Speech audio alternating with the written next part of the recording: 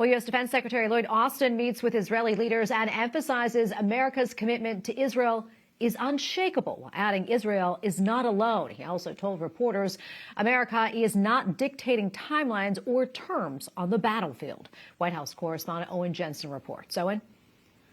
Tracy, in addition, Secretary Austin also said today Israel has every right to defend itself against a fanatical terrorist group whose stated purpose is to murder Jews and eradicate the Jewish state. He also said protecting civilians in Gaza is a moral duty and a strategic imperative.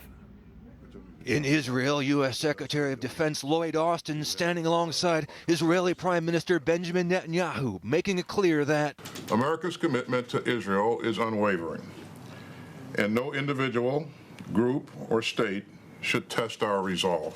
He adds Israel will get what it needs to fight.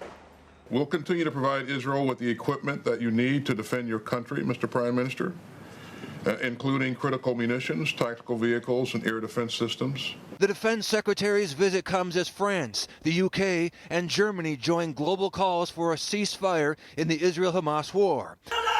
American officials have called for targeted operations aimed at killing Hamas leaders, destroying tunnels, and rescuing hostages, and have repeatedly expressed concern about the large number of civilian deaths in Gaza. And over at the State Department, ending the conflict and leaving the plotters who planned the October 7th attacks in place to continue carrying out attacks, to continue plotting against innocent civilians in Israel, is not in the security of interests of Israel, but it's not also not in the security interests of the Palestinian people.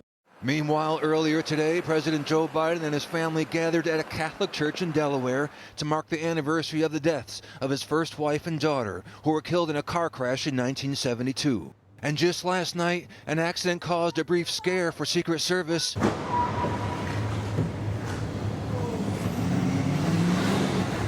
Agents shielded the president after a car crashed into his motorcade. Local police are handling the investigation. And Secretary Austin reiterated today the U.S. will keep pushing relentlessly for the safe return of hostages in Gaza, and bringing them home, he says, remains a top priority for the U.S. from President Biden on down. At the White House, Owen Jensen, EWTN News Nightly.